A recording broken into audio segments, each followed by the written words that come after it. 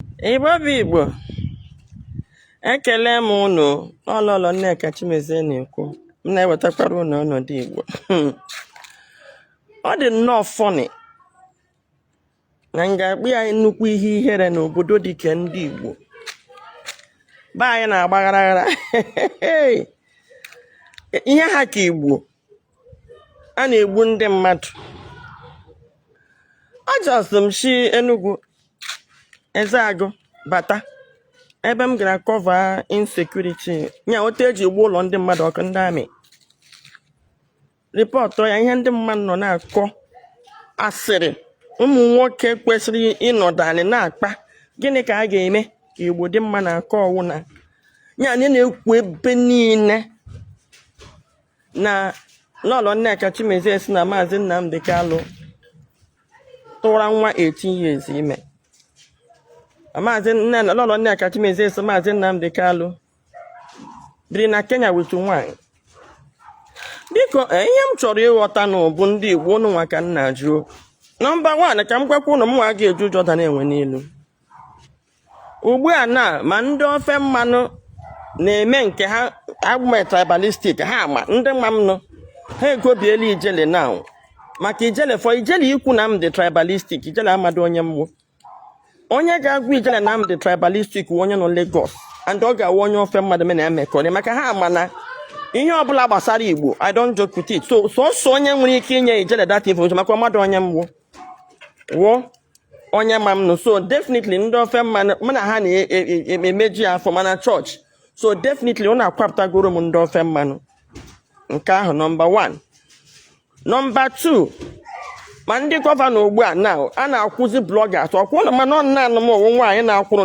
na-atakụlụ ndị gọvanọs ihe a m ga-arịpọtụ ọ na-Ezeagụ ugbu a gọvanọ Peter Mba ga-ala ike ọ naghị atụrụ eto ụdị ha ndị nke ahụ na-aga akwụ ndị nke ha ụgwọ and the business m n'Enugu now ha na-eme ya atak edele m leta wee jụọ gọvanọ Mba ịjụ ya ma aka ya ọ dị na atak a na-eme my business ihe awa ahụ m na-ata na m tiri ọnụ n'ihe Biafra mwa risk my life hapụga ezinụlọ m hapụ ihe niile m na-eme mgbe unu niile gbara ọsọ n'ụlọ nyewe ripọtụ tigide kọchasịa IPOB na-anafe azụ ugbu a kọchasịa IPOB wee separate ya anọrọ m onwe m ha akpọ m dị anya aka ripọtụ ihe Mazi Nnamdi Kanu m ga-werekwa ego m ripọtụ ọya ọfụma na nnukwu na mba ụwa ụfọdụ n'ime nọ na soshal midia ma na platfọms na-ede ihe unu na-ede ugbu a nọcha bụ unu dị iche iche ọtụtụ n'ime nọcha na shọpụ unu na-emerewe nwa biznes unu ihe a m gara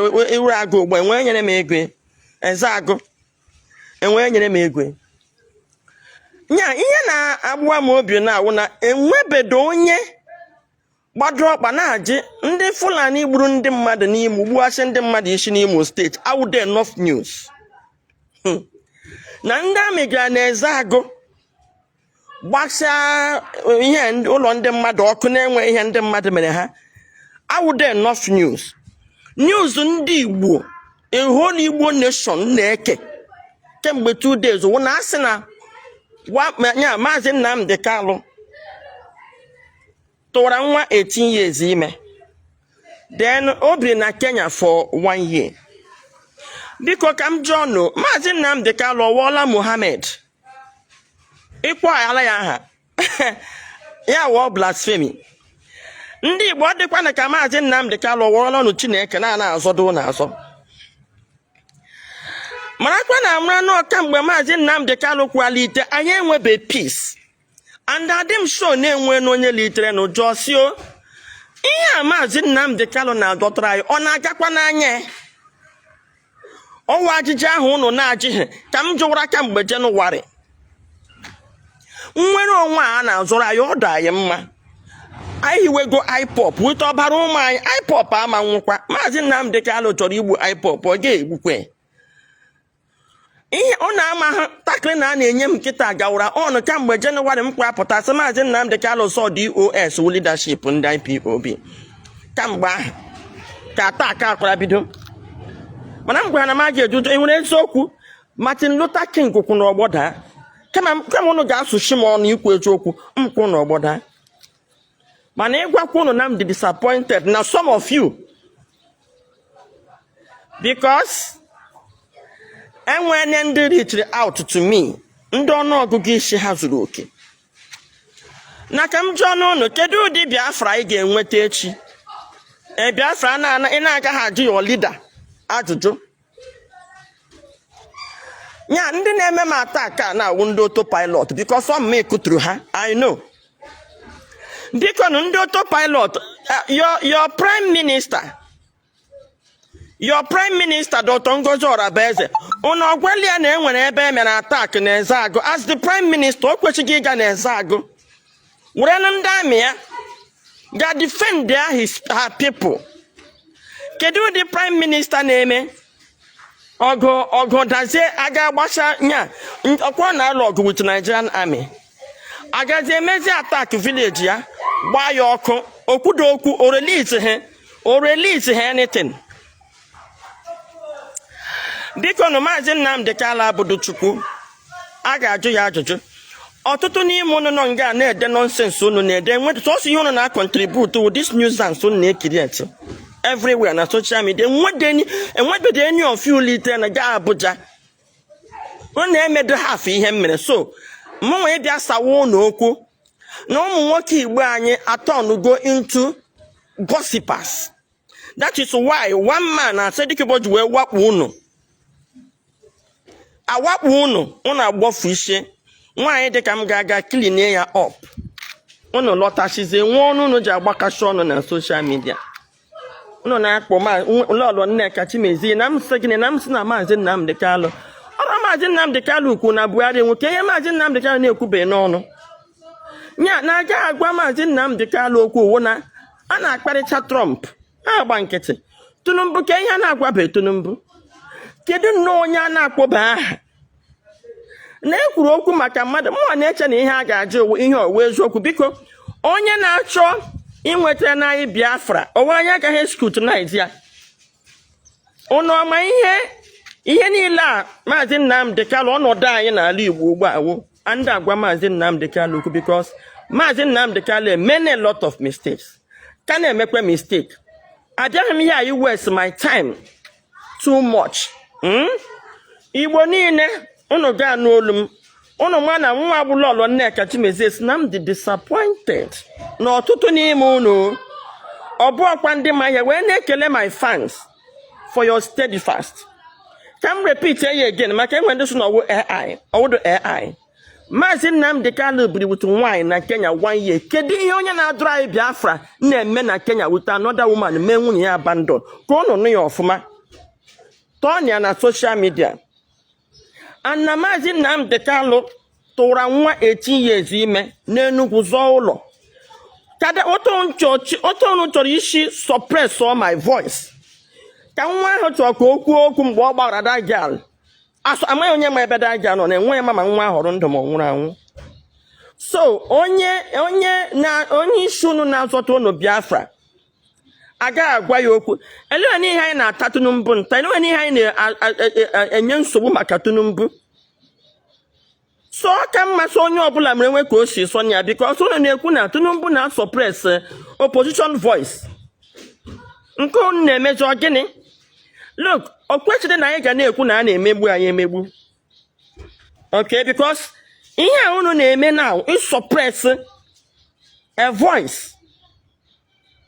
Ọ wụdị na mmegbu ahụ ka ọ wụ. So biko ndị autopilot ama m n'ụnụ nwa na-ezuzu ihe niile a na-ebusa news niile a mana sọsọ ndị ebe m na-adị disappointed wụ ihe ha ka Igbo. Mwa na-eche na a ga-ajụkwanụ question ọwụ eziokwu. Bill Clinton dị na secretary ya pụta Bill Clinton akwụrụ n'ọgbọ ma apologize to the whole of America. Nke unu onye isi unu made several mistakes. Ekwute ya unu a na-agbakwa iwe gịnị ka unu na-ezo? Ke ihe unu na-ekpuchi about Mazi Nnamdi Kanu gịnị ka a na-ezo? Ndị Igbo ọnwụ na mmadụ dị ka m unu mana m na-enwe a lot of information ga-apụta kwuo okwu. Unu ọtụtụ ọkwa fio ndị autopilot anyway ama m nke ndị autopilot. mana ozi ndị Igbo n'onwe ọha nụrụ okwu ekwuru ya dị ka ọwụda arụ. Ana m call attention unu to the person unu na-elegara anya ka anyị lee anya mara ma nnwere onwe anụnwa a na-asa na-enwere anyị ọ na-agakwa n'anya ka ọ wayo. Ndị Igbo ka m gwa unu now, unu chọọ ịnụ nke bụ eziokwu, Mazi Nnamdi Kanu adịghị honest about the Biafran struggle. So anyị nidiri ilite gbazie ha olu. Ebi udole IPOB worldwide. O nidiri ka ilite gbazie Mazi Nnamdi Kanu olu ma gbazie IPOB olu. Ọnwụ na-agaghị scrutinize Mazi Nnamdi Kanu, ọ ga-edubakwa anyị n'ọkụ maka o dubawana anyị n'ọkụ already. Maka ihe ọtụtụ n'ime anyị na-amahụ ụdị insecurity mere n'ala Igbo, ọkwa mme kọvara ya. Ọkwa mme gwara ọnụ onye mere nke o mere. Aka Mazi Nnamdi Kanu nọ ya. Ọzọ m na-agwa ụnụ taa, den date taa, obodo ọbụla ga-agbado anya another round of insecurity na-abịa, and nke a na-abịa na ndị Igbo na-aga apụta na ya. Ọkwa agala m kọva Ezeagụ, m ga-aga kọva ndị ọzọ, mana mgbe o siwe ike ụnụ aga anụzi olu m. Mana den date taa n'ọnwụ na ụnụ nwa bụ ndị Igbo enweghị ike imepe anya leba anya n'ụdị nnwere onwe Mazi Nnamdi Kanu na-enweta. Ekwe m na nnwere onwe kwesie ya ike, wee kweta na IPOB, wee kweta na ofu onye agaghị aka ọha, ofu onye agaghị aka otu, otherwise ihe emebie. Egbuole ọtụtụ youth anyị. Unu gba nkịtị Mazi Nnamdi Kanu ka na-akwa ihe otu o ji akwa ya. Nnamdi Kanu ga-akwa aga anyị n'ọkụ. Nnamdi Kanu nwee leadership. O create also with DOS and ya onye isi ha. He should do the right thing and communicate power to the DOS. No nwayọ na nga ka e were nwayọ agbakọ kwuo ihe dị n'iwepụta Mazi Nnamdi Kanu na inweta nnwere onwe. Ndị Igbo unu gaa n'ebe a ụdị brainwash na-akpọrọwe anya agba ala Igbo ọkụ. Sọsọ ihe m na-adrọpụ n'ụgbọ tupu m emechie this life wo. Cheke na kemgbe 2015 till now, kedu progress emego na dị nnwere onwe?